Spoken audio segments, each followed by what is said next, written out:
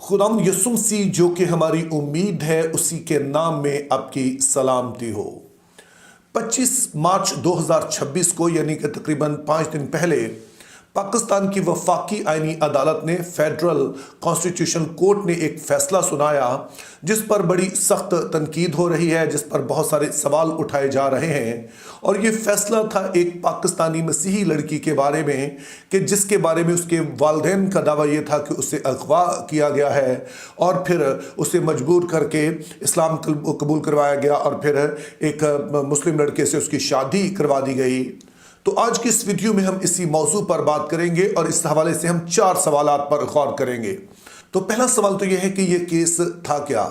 तो 29 जून 2025 को लाहौर से एक लड़की लापता होती है जिसका नाम मारिया बीबी बताया जा रहा है और उसके वालिद जिनका नाम शहबाज मसीह है वो एक FIR दर्ज करवाते हैं, जो मुश्किल से ही FIR दर्ज होती है लेकिन बहरहाल हो जाती है, जिसमें वो इस बात की दरख्वास्त करते हैं कि मेरी बेटी जो अभी नौउम्र है उसे अगवा कर लिया गया है तो उसको बाज़याब करवाया जाए। तो पुलिस जब उस लड़की तक पहुंच जाती है तो फिर वो लड़की बयान देती है कि वो अगवा नहीं हुई है बल्कि उसने अपनी मर्जी से जो है वो शादी कर ली है। और मज़ीद पता चलता है कि जिस शख्स के साथ इसने निकाह किया है उसकी उम्र 30 साल है, उसका नाम शहरयार है और वो एक मुस्लिम शख्स है। अब लड़की के इस बयान के बाद पुलिस शहबाज मसीह को बताती है कि आपकी बेटी ने खुद अपनी मर्जी से निकाह किया है और हम इसमें अब मज़ीद कुछ नहीं कर सकते हैं। जिसके जवाब में फिर जो शहबाज साहब हैं वो अदालत का दरवाज़ा खटखटाते हैं और वो 2 बुनियादों पर कहते हैं कि शादी को अब तो मनसूख किया जाए, ये बात दुरुस्त नहीं है। पहले नंबर पर वो कहते हैं कि मसीह होने के नाते हमें ये बात जायज़ ही नहीं है कि हम गैर कौमों में शादी करें। और दूसरी बात को कहते हैं कि जो पाकिस्तान का कानून है वो इजाज़त नहीं देता है कि कम उम्र लड़की की शादी की जाए। तो इन 2 बुनियादों पर निकाह मनसूख भी किया जाए और लड़की को हमारे हवाले यानी कि वालिदैन के हवाले किया जाए। तो ये केस पहले तो एक आम अदालत में चलता है जो कि जो शहबाज साहब की इस पिटीशन को वो रिजेक्ट कर देते हैं, वो इनके हक़ में फ़ैसला नहीं देते हैं। इसके बाद ये केस जाता है लाहौर हाई कोर्ट में, वहाँ पर भी जो शहबाज साहब है उनकी सुनवाई नहीं होती और फाइनली ये वाला केस है वो पहुंचता है पाकिस्तान की सबसे बड़ी अदालत यानी कि वो जो कि सुप्रीम कोर्ट से भी ऊपर मानी जाती है यानी कि फेडरल कॉन्स्टिट्यूशनल कोर्ट जो है। और ये अदालत भी लाहौर हाई कोर्ट के फैसले को दुरुस्त करार देती है, उसे कायम रखती है। तो अब दूसरा सवाल ये है कि किन बुनियादों पर इस अदालत ने ये फैसला दिया है। तो इसके लिए जैसे मैंने बताया कि शहबाज मसीह का कहना ये था कि हम मसीही हैं और मसीहों में इजाज़त नहीं है कि वो गैर कौमों में शादी करें। तो इसके जवाब में अदालत का पहला मौक़िफ़ तो ये था कि जो इस्लामी कानून है उसके मुताबिक मुसलमान मर्द को ये हक़ हासिल है कि वो अहले किताब ख़वातीन से शादी कर सकते हैं।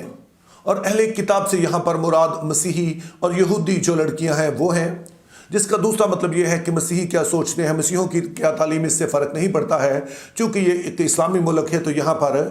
अगर एक मुसलमान मर्द अहले किताब की किसी खातून से शादी करता है तो उसमें किसी तरह की कोई रुकावट नहीं है। और मज़ीद उनका कहना था कि मारिया का कहना है कि वो अब अपना मज़हब तब्दील कर चुकी है तो इस वजह से भी अब कोई मसीही कानून कायदा उस पर लागू नहीं होता है। तो इस बुनियाद पर पिटीशन का जो पहला हिस्सा था कि मसीही कानून इसकी इजाज़त नहीं देता है कि गैर कौमों में शादी की जाए, इसे गैर मौसर करार दे दिया जाता है। और फिर जो पिटीशन का दूसरा हिस्सा था कि लड़की चूँकि अभी नौउम्र है तो इसलिए इसका निकाह नहीं हो सकता है। तो इसके जवाब में अदालत वो सारे प्रूफ मांगती है और जो प्रूफ दिए जाते हैं उसको अदालत कबूल करने से इनकार करती है। पहले नंबर पर अदालत का कहना था कि जब इस लड़की के वालिद ने FIR कटवाई तो वहाँ पर उन्होंने कहा कि लड़की की उम्र 13-14 साल है, लेकिन फिर जब अदालत में ये दरख्वास्त दी गई तो वहाँ पर बताया गया कि लड़की की उम्र 12 साल है। तो इस तरह से इन दोनों बातों में, जो लड़की के वालिद की इन दोनों बातों में तजाद पाया जाता है। इसके अलावा अदालत का कहना था कि लड़की के वालिद के मुताबिक लड़की की पैदाइश जून 2013 में होती है, लेकिन उन्होंने यूनियन काउंसिल से जो बच्चे की पैदाइश का सर्टिफिकेट लिया उसमें इसकी पैदाइश का अंदराज 2019 में करवाया गया, यानी कि तकरीबन 6 साल के बाद। और फिर जो नादरा में इसका अंदराज है वो 2023 में करवाया गया और उसी वक्त ये हासिल किए गए। तो इसलिए उनका कहना था कि चूंकि ये बहुत देर से अंदराज करवाया गया है तो इसलिए जो डेट्स बताई गई हैं इन पर हम एतबार नहीं कर सकते हैं। इसके अलावा अदालत का कहना था कि मारिया के जो तारीख पैदाइश बताई गई है और उसकी जो बहन है उसकी तारीख पैदाइश बताई गई है उसमें 8 माह का फ़र्क है, जिसकी बुनियाद पर उनका मानना था कि जो डॉक्यूमेंट्स पेश किए गए हैं तारीख पैदाइश के हवाले से ये दुरुस्त नहीं है और इन पर हम भरोसा नहीं कर सकते हैं। और दूसरी तरफ उन्होंने इस बात को कबूल किया कि जब मारिया का निकाह हुआ तो उसके निकाह पर उसने कहा कि मेरी जो तारीख पैदाइश है वो 2007 है, जिसके मुताबिक मारिया की उम्र 18 साल बन जाती है। और अदालत का मजीद कहना था कि लड़की को देखकर उसके जो जिस्मानी खदोखाल है उनको देखकर नहीं लगता है कि वो 12-13 साल की है। तो इसलिए अदालत ने वो सारे सरकारी प्रूफ तो रिजेक्ट कर दिए, लेकिन जो लड़की का बयान है और उसकी जो जिस्मानी खदोखाल है उसको देखकर उन्होंने अब ये कहा कि लड़की की उम्र इससे ज़्यादा है और हम उसे कम उम्र नहीं मानते हैं, जिसका मतलब ये है कि ये निकाह मनसूख नहीं हो सकता है। और दूसरी तरफ अदालत का ये भी कहना था कि जब मारिया का निकाह होता है तो उसने अपनी जो तारीख पैदाइश लिखवाई है वो फरवरी 2007 लिखवाई है, जिसका मतलब है कि अब वो 18 साल की हो चुकी है। और अदालत का मज़ीद कहना था कि लड़की के खद्दो खाल देखकर उसकी जिस्मानी साख देखकर उससे भी लगता है कि वो नौ उम्र नहीं है बल्कि उसकी उम्र ज़्यादा हो चुकी है। तो इसलिए वो सारे डॉक्यूमेंट्स जो पेश किए गए, सरकारी डॉक्यूमेंट्स जो लड़की की पैदाइश के हवाले से पेश किए, अदालत ने उसे रिजेक्ट कर दिया। और जो लड़की का अपना बयान है और उसकी जिस्मानी साख्त को देखकर उन्होंने इस पर उसकी फैसला सुना दिया कि लड़की जो है वो कम उम्र नहीं है। लेकिन फ़र्ज़ कर लीजिए कि अगर ये लड़की कम उम्र होती भी तो फिर भी ये निकाह जो था ऑटोमेटिकली मनसूख नहीं होना था, चूँकि जो पंजाब का शादी के बारे में कानून है, कम उम्र लोगों की शादी का कानून है, वो सिर्फ ये कहता है कि अगर कोई जो बालिग शख्स है वो किसी नौ उम्र शख्स से शादी करता है तो उसकी सज़ा उसे 6 महीने कैद हो सकती है, 50,000 जुर्माना हो सकता है। यानी कि निकाह मनसूख नहीं होगा, सिर्फ ये है कि उस शख्स को सज़ा होगी और निकाह कायम रहेगा। जब वो सज़ा से वापस आएगा और लड़की बालिग हो जाएगी तो उसके बाद दोबारा से उसके साथ रह सकता है। अब ये फैसला तनकीद की जद में इसलिए है चूँकि जितनी बुनियादें अदालत ने बताई हैं ये बहुत ही वीकर आर्गूमेंट्स हैं, बहुत ही कमज़ोर। पाकिस्तान में जो रियलिटी है, जिस तरह से डॉक्यूमेंटेशन होती है, जिस तरह से नाम लिखवाए जाते हैं, तारीख लिखवाई जाती है, ये आम बातें हैं, जैसा होता है। मिसाल के तौर पर जब FIR दर्ज करवाई जाती है तो अंदाज़न ही सब कुछ बताया जाता है, एग्जैक्टली कोई बात नहीं होती है, तकरीबन कहा जाता है कोई। तो इसलिए जब उसने कहा कि जी बेटी की उम्र 13-14 साल है तो अंदाजे से बता रहे थे। इसी तरह से कई एक लोग हैं जो अपने बच्चों का उस वक्त इंदराज नहीं करवाते हैं जब वो पैदा होते हैं, बाद में किसी टाइम में जब स्कूल में उन्होंने पेश करने होते हैं सर्टिफिकेट उस वक्त करवाते हैं। ये मैं नहीं कह रहा कि ये दुरुस्त बात है, लेकिन बहरहाल ये आम बात है कि जो पाकिस्तान में देखने को मिलती है। लेकिन सबसे मज़ाक़ा खेज़ ये बात है कि लड़की ने खुद कहा है कि मेरी उम्र जो है वो 18 साल है। चूँकि जब उसका निकाह किया गया होगा तो जाहिर है कि उसको उन्होंने अपने पास से डेट लिखनी होगी, क्योंकि निकाह खां को भी जाहिर इस बात का आइडिया था कि वो कम उम्र बच्चे की शादी नहीं कर सकता है। तो अदालत का उसकी बात को मानना ये भी बड़ा मज़ाक़ा खेज़ है। और फिर बजाय इसके कि जो डॉक्यूमेंट्स है, जो सरकारी डॉक्यूमेंट्स हैं, उनको माने, अदालत कहती है जिसके जिस्मानी खदोखाल जो हैं वो 18 साल के बता रहे हैं, तो ज़ाहिर है फिर इन आधारों की ज़रूरत ही नहीं रहेगी। सिर्फ शक्ल देकर, जिस्म देकर ही बता दिया जाए कि कोई कितने साल का है, तो ये अपने आप में काफ़ी मज़ाक़ा खेज़ है। तब मज़ीद अफसोसनाक बात यह है कि ये सिर्फ मज़ाक़ा खेज़ नहीं है, ये खौफनाक भी है। तो इसके खौफनाक होने की पहली वजह यह है कि जिस अदालत ने ये फैसला दिया है इससे ऊपर और कोई अदालत है नहीं है। ये सबसे बड़ा कोर्ट है, सबसे बड़ी अदालत है। और जब इस तरह के फैसले ऐसी अदालत देंगे तो उसके बाद कहाँ जाकर जो है वो हम इंसाफ मांग सकते हैं। तो इसलिए अदालत को इंतहाई मोहतात होना चाहिए था। और इस फैसले की दूसरी खौफनाक बात यह है कि मुसलमान मर्दों को खुली छुट्टी दे दी गई है कि वो अकलीती बच्चियों को, 9 उम्र बच्चियों को बहला फिसला कर, वर्गला कर वो अपने चुंगल में फंसा सकते हैं। हालांकि दुनिया भर में इस वक्त इस पर बड़ी बात हो रही है। एप्स्टीन फाइल्स हो गया और जो ग्रूमिंग गैंग्स हैं लंदन में, इन पर पूरी दुनिया में खुलकर बात हो रही है। लेकिन पाकिस्तान की आईनी अदालत का ये फैसला एक तरह से खुली छुट्टी है कि ऐसा किया जा सकता है। اور اب آخری سوال ہمارے لیے پیدا ہوتا ہے کہ اس کے جواب میں اب مسیحوں کو کیا کرنا چاہیے؟ تو سب سے پہلے تو وہی بات ہے جو کہ دہائیوں سے کہی جا رہی ہے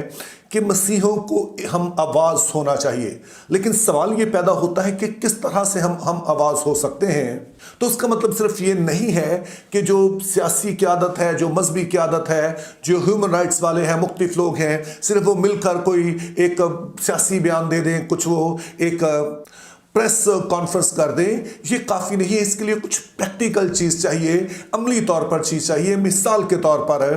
پاکستانی مسیحوں کو آنے والے الیکشن کا پوری طرح سے بائیکاٹ کرنا چاہیے۔ کسی بھی مسیحی کو اس میں کسی طرح سے حصہ نہیں لینا چاہیے، وہ بھی جو کہ MNAs MPAs بنتے ہیں، جو صرف اس پارٹی کے بارے میں سوچتے ہیں اور مسیحوں کے بارے میں، اپنی قوم کے بارے میں نہیں سوچتے ہیں، کسی طرح کا اس والے الیکٹورل پروسیس کا حصہ ہی نہیں بننا چاہیے جب تک کہ اس بات کی یقین دہانی نہیں کروائی جاتی ہے کہ ان قوانین کو اب بہتر ہونے کی ضرورت ہے، بدلنے کی ضرورت ہے۔ اور ظاہر ہے یہ صرف ایک رائے ہے اور بہت سارے ایسے اقدام کیے جا سکتے ہیں، لیکن جب بھی کوئی قدم اٹھایا جائے تو وہ ساری قوم کی طرف سے ہو، اور اگر کوئی مسیحی اس کے ساتھ ہم آواز نہیں ہوتا ہے تو اس کو نظر میں رکھا جائے، اس کو ہائی لائٹ کیا جائے اور بتایا جائے کہ یہ اپنی قوم کے ساتھ دراصل غداری کر رہا ہے، یہ پاکستانی مسیحوں کی حمایت کرنے کے بجائے اپنی جماعت کی جو حمایت کر رہا ہے۔ تو ایک زبان، ایک آواز ہو کر کوئی قدم اٹھایا جائے تو پھر ہی شاید کچھ سنوائی ہو سکتی ہے۔ اور دوسرے نمبر پر جو عالمی دباؤ ہے اس کا پیدا ہونا بڑا ضروری ہے، چونکہ چاہے پاکستان ہو یا دنیا کی کوئی بھی حکومت ہو، جب عالمی دباؤ آتا ہے تو تبھی وہ کچھ سوچنا شروع کرتے ہیں۔ تو اس لیے یہ ضروری ہے کہ عالمی اداروں تک پہنچا جائے، اور یہاں پر جو بڑا ہی اہم کردار ادا کر سکتے ہیں وہ پاکستانی ہے جو کہ دوسرے ملکوں میں آباد ہیں، پاکستانی مسیحی تارکین وطن جو ہیں وہ کر سکتے ہیں۔ لیکن سیڈلی جو پکچر ہمارے سامنے آتی ہے وہ یہ ہے کہ ہم بہت ہی انڈیویجولی پوری دنیا میں جو پاکستانی مسیحی ہیں وہ رہتے ہیں، ان کو صرف عام طور پر اپنے آپ سے ہی ہوتا ہے، وہ صرف خود میں مگن ہوتے ہیں۔ میں سب کی بات نہیں کر رہا، جیسے پاکستان میں بھی سارے لوگ ایک جیسے نہیں ہیں، لیکن جنرلی کہ ہم کسی بھی موومنٹ کا حصہ نہیں ہیں۔ اگر ہم دوسری قوموں کو دیکھیں، انڈینز کو دیکھیں، پاکستانی مسلمان جو کہ مختلف ملکوں میں بستے ہیں، کس طرح سے وہ ایک لابینگ کرتے ہیں کہ وہ جا کر وہ قوانین بناتے ہیں، لیکن بدقسمتی سے ایسے ہمارے تو لوگ آج تک کوئی سامنے نہیں آئے ہیں جو کہ بڑی جگہوں تک پہنچے، جو اس طرح سے کر سکیں تاکہ پاکستانی مسیحوں کی آواز جو ہے وہ عالمی اداروں تک پہنچائی جا سکے، وہاں پر جو رہ کر کچھ ایسی لابنگ کی جا سکے۔ یہ بہت ہی ضروری ہے۔ اگر پاکستانی تارکین وطن واقعی پاکستان کے لیے کچھ کرنا چاہتے ہیں تو وہ بھی وہاں پر یک آواز ہوں اور کچھ اس طرح سے آواز بلند کرے کہ ان کی آواز وہاں پر سنی جائے۔ اور پھر تیسری بات یہ ہے کہ ہمیں اپنے اندر بھی جھانکنے کی ضرورت ہے، ہمیں اپنے آپ کو بھی ٹٹولنے کی ضرورت ہے۔ مثال کے طور پر اب جب یہ ڈاکومنٹس پیش کیے گئے تو ایک بہت بڑی وجہ اب یہ سامنے آئی کہ جو ڈیٹ آف برتھ پیش کی گئی ہے وہ اس کا اندراج بہت بعد میں ہوا، اور یہ مسئلہ صرف ڈیٹ آف برتھ کا نہیں ہے، پاکستانی مسیحوں کی کوئی بھی رجسٹریشن مکمل نہیں ہے۔